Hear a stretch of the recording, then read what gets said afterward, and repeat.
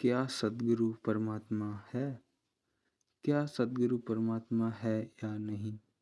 अगर हमें विश्वास है कि सद्गुरु परमात्मा है, तो इस विश्वास की सबसे अहम कसौटी यह है कि क्या हम उनके हुक्म के मुताबिक भजन सिमरन करते हैं, जिन्हें हम सद्गुरु मानते हैं। अगर हम उनके दिए इस एक और सिर्फ एक हुक्म का पालन नहीं करते, तो हम अपने विश्वास के साथ खिलवाड़ कर रहे हैं। हम केवल दिखावा कर रहे हैं कि हमें विश्वास है, क्योंकि सद्गुरु के हुक्म का पालन ना करने की गुस्ताखी कौन करेगा। जब हम कहते हैं कि सद्गुरु परमात्मा है, तो क्या हमारा ऐसा विश्वास डर के कारण बना हुआ है कि अगर हम सद्गुरु को परमात्मा नहीं मानेंगे तो हमारी जिंदगी उथल पुथल हो जाएगी और आखिर में हमें नरक में जाना पड़ेगा। क्या हम अपने संशय या भय को छुपाने के लिए इस धारणा पर यकीन करते हैं? क्या यह दूसरों के अनुभव पर आधारित है या हमारे अपने अनुभव पर? क्या यह धारणा हमें अपने परिवार से विरासत में मिली है? क्या हम यह सोचते हैं कि अगर हमने इस धारणा को ना माना तो हमें नास्तिक माना जाएगा? तर्क के आधार पर हम पूछ सकते हैं कि कोई मनुष्य भला परमात्मा कैसे हो सकता है? यह कितना बेतुका सा लगता है। ऐसा मुमकिन हो ही नहीं सकता। इस विचार को हमारी बुद्धि भी स्वीकार नहीं कर पाती कि एक आम घर गृहस्थी वाला, जिसके माता पिता हैं, बहन भाई पत्नी बच्चे और यार दोस्त हैं, जिसका हमारी तरह ही जन्म हुआ है, जो हमारी तरह खाता पीता सोता चलता फिरता और सांस लेता है, जिसे शारीरिक रोग भी लगते हैं, जो बुजुर्ग होकर अंत में मृत्यु को प्राप्त होता है, ऐसा आम आदमी सर्वशक्तिमान परमात्मा कैसे हो सकता है?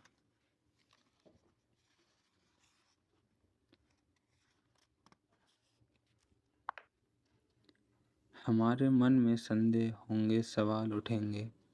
जब हमारे पास सबूत ही नहीं है तो हम विश्वास कैसे कर सकते हैं?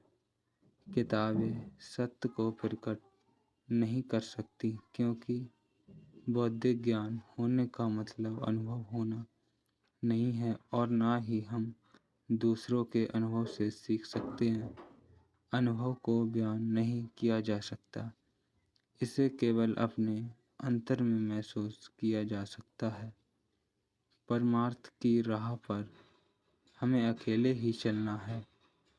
इसीलिए हम इस अनुभव को अपने आप की पहचान करना कहते हैं। यह केवल हमारे निजी अनुभव पर आधारित हो सकता है और ऐसा अनुभव हर किसी को नहीं होता। यही नहीं, हमें हर बात का सबूत चाहिए। हम तो इस रचना और रचना करने वाले को लेकर भी सवाल उठाते हैं। फिर हम बिना किसी ठोस सबूत के यह विश्वास या दावा कैसे कर सकते हैं कि सतगुरु परमात्मा है? यह बेतुकी सी बात लगती है। एक अटपटा सा ख्याल महसूस होता है, फिर भी हम यही चाहते हैं कि वह परमात्मा हो, लेकिन पूरी तरह से यकीन करने के लिए हमें इसका अनुभव करना होगा। हम दिल से चाहते हैं कि सतगुरु परमात्मा ही हो, वरना हमारे लिए बड़ी मुसीबत खड़ी हो जाएगी। अब अगर सद्गुरु परमात्मा है तो इसका मतलब है कि परमात्मा भी मनुष्य हो सकता है, लेकिन परमात्मा के मनुष्य होने का विचार बड़ी दुविधा में डालने वाला है। यह तो उसके रहस्यमय होने को ही नकार देता है। यह विचार तो बिल्कुल अजीबो गरीब लगता है। परमात्मा को तो सर्वव्यापक माना जाता है, सब कुछ उसमें समाया है, वह हर जगह मौजूद है, एक परम शक्ति है। अगर वह मनुष्य है तो वह ऐसा परमात्मा बिल्कुल नहीं है जैसा कि हम उसे मानते हैं। नहीं, यह धारणा तो अटकलबाजी है। इसे कैसे मान लिया जाए? सद्गुरु ना तो परमात्मा है और ना ही मनुष्य। अब अगर सद्गुरु परमात्मा नहीं है और परमात्मा मनुष्य नहीं हो सकता तो फिर एक और धारणा के बारे में क्या ख्याल है कि मनुष्य में परमात्मा बनने की ताकत है और मनुष्य रूहानियत की ऊंचाइयों तक पहुंचकर परमात्मा से एक रूप हो सकता है। जरा सोचो, अगर हम थोड़े से आशावादी होकर विचार करें तो हमें जरूर लगेगा कि इस धारणा में कुछ तो दम है। और हाँ, हम सबके अंदर परमात्मा बनने की क्षमता है। जैसा कि बाइबल में कहा गया है, हमें परमात्मा की शक्ल का बनाया गया है, तो फिर ऐसा होने की पूरी पूरी संभावना है। ऊपर कही गई बातों के आधार पर चलो इस धारणा को मान लेते हैं कि सद्गुरु परमात्मा नहीं है, परमात्मा मनुष्य नहीं है और नश्वर होते हुए भी हम सब परमात्मा बनने की काबिल हैं।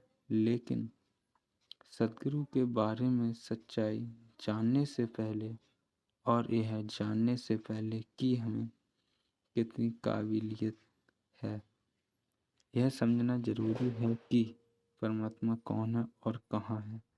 इसके बाद ही हम परख कर सकते हैं कि सद्गुरु असल में कौन है।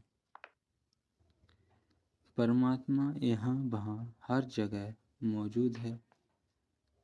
हम सबके अंदर सत्य को जानने की इच्छा जन्म से ही है। इसे हमें सीखना नहीं पड़ता। इस जिज्ञासा को ना तो हम खुद पैदा कर सकते हैं और ना ही कहीं बाहर से अपनाते हैं। यह जांच परख और सवाल करने वाले हमारे मन की सहज प्रवृत्ति है। मन में कुदरती तौर पर सवाल उठते हैं, इस सृष्टि को बनाने वाला कौन है? उसने इस सृष्टि की रचना क्यों की? मैं कौन हूँ? मैं यहाँ किस लिए हूँ? वगैर वगैर। इन सवालों के जवाब जानने के लिए हम चाहे कितना ही दीवार के साथ सिर पटक लें, हमारा सिर फूट जाएगा, लेकिन जवाब नहीं मिलेगा। हम बुद्धि द्वारा चाहे कितना ही सोच विचार करें, हमें कुछ भी समझ नहीं आएगा, क्योंकि इन सवालों के जवाब किसी के पास नहीं है। सृष्टि के बारे में किए गए इन सवालों का जवाब बड़े से बड़े दार्शनिक भी नहीं दे सकता। हाँ, थोड़ी बहुत जानकारी मिल सकती है, लेकिन यह तो पक्की बात है कि किसी के पास ठोस और सही जवाब नहीं है। दुनिया में पैदा होने वाला कोई भी व्यक्ति आज तक इस सृष्टि और इसके रहस्यों का कोई तर्कसंगत उत्तर नहीं खोज पाया। इसीलिए जब हमारे मन में सवाल उठते हैं कि ऐसा क्यों है, वैसा क्यों है, किसी और तरह क्यों नहीं है, तो उनका कोई जवाब नहीं मिलता। मनुष्य का स्वभाव ही ऐसा है कि वह सकारात्मक बातों पर संदेह करता है और नकारात्मक बातों पर विश्वास करता है, क्योंकि हमारा मन स्वाभाविक रूप से नकारात्मक बातों की ओर मुड़ता है। यह मन का सहज स्वभाव है। हम में से कितने हैं जिन्हें काल की हस्ती पर संदेह है? हम तो बिना किसी सबूत के काल की हस्ती को आराम से मान लेते हैं। हमें काल की हस्ती को मानने में कोई परेशानी नहीं होती। हम विश्वास के साथ उसकी चर्चा करते हैं। काल की हस्ती को लेकर हम कोई सबूत नहीं मांगते, हम कोई सवाल नहीं करते, क्योंकि दुनिया में सभी इस विचार को मानते हैं। लेकिन क्या हम परमात्मा की हस्ती के बारे में भी उतने ही विश्वास, उतने ही भरोसे और उतने ही आश्वासन के साथ बात करते हैं? शायद नहीं।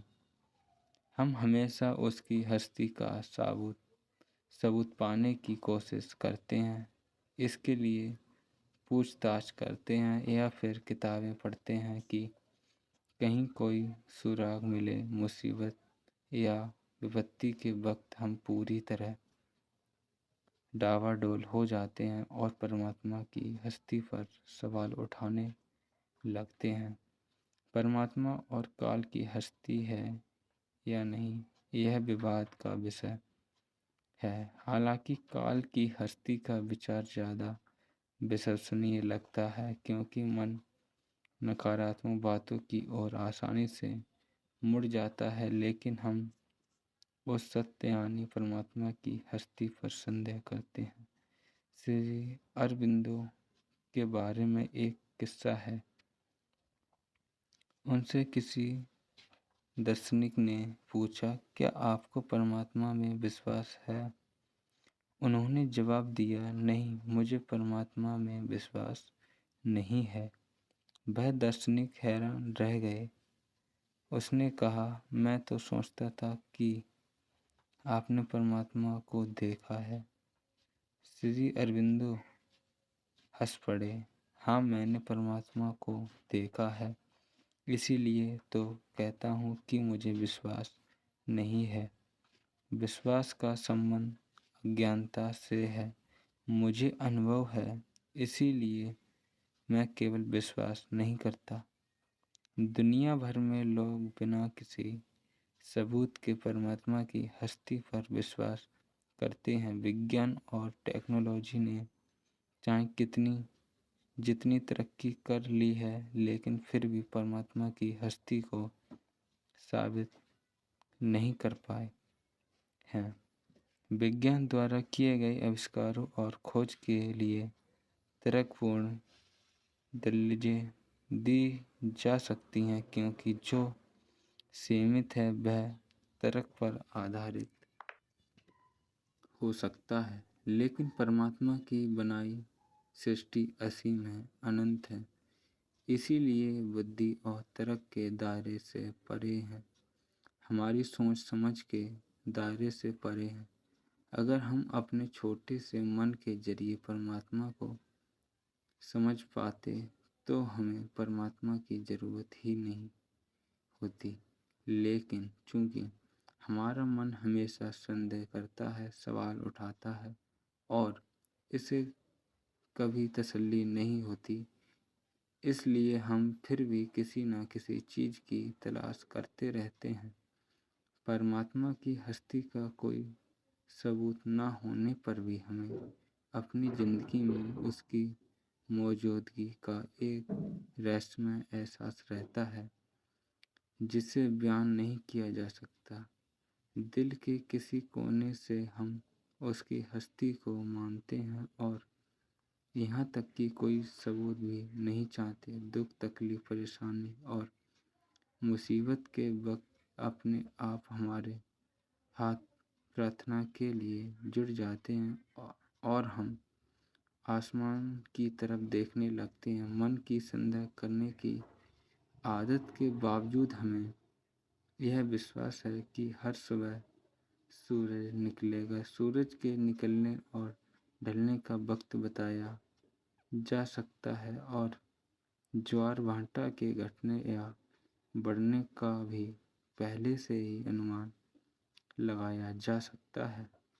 हमें अज्ञात का डर जरूर है, लेकिन फिर भी हम उस अज्ञात परमात्मा में विश्वास रखकर इस डर को कम करते हैं। यह विश्वास हमारे अंतर की गहराई से पैदा होता है, जिससे हमें यह महसूस होता है कि कोई परम शक्ति जरूर है, लेकिन हम उसे समझ नहीं पाते, ना ही उसका वर्णन कर पाते हैं, यानी उसके बारे में कुछ कह नहीं पाते।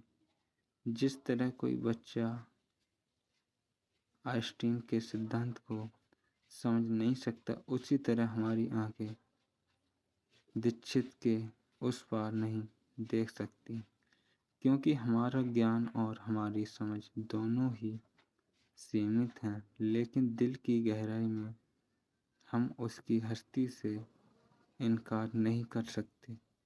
हम अपने आसपास कुदरत की हर चीज में उसे महसूस करते हैं। समुद्र की गहराइयों में, खूबसूरत पहाड़ों में, हिमकणों के दिलकश नज़ारे में, शक्तिपुंज सूर्य में, शीतल चंद्रमा में, सुखदायी वर्षा में, शांतिदायक फूलों में, सुंदर पशु पक्षियों में उसे महसूस करते हैं। लेकिन यहाँ दैत्य की भावना आ जाती है, क्योंकि हम उसकी मौजूदगी को बादलों की गर्जन में, कड़कती बिजली में, विनाशकारी बाढ़ में, तबाह कर देने वाले अकाल में और जीवन को तहस नहस करने वाले भूकंप तथा लावा उगलने वाले ज्वालामुखी पहाड़ों में भी महसूस करते हैं। इतनी शक्ति और रहस्य को देखते हुए हम परमात्मा की हस्ती से इनकार नहीं कर सकते। बेशक यह सब किसी महान शक्ति के प्रताप से हो रहा है, लेकिन हम इस रहस्य की तह तक नहीं पहुंच पाए हैं। परमात्मा यहाँ वहाँ सब जगह मौजूद है, यही उसका रहस्य है। हमारे रोम रोम को पता है कि दिखाई ना देने के बावजूद भी वह सत्य है, सर्वशक्तिमान है। इस सच्चाई से हम भाग नहीं सकते। हम अपनी बुद्धि द्वारा पकड़ में न आने वाले परमात्मा का भेद नहीं पा सकते। वह बहुत सूक्ष्म होते हुए भी इतना विराट है कि उसे समझा नहीं जा सकता। वह हमेशा एक रहस्य, एक पहेली और विरोधाभास ही बना रहेगा। उसके गुप्त रहने में भी उसकी ताकत है और उसकी होद यानी उसके अस्तित्व का रहस्य हमारे अंदर की गहराई में छिपा हुआ है।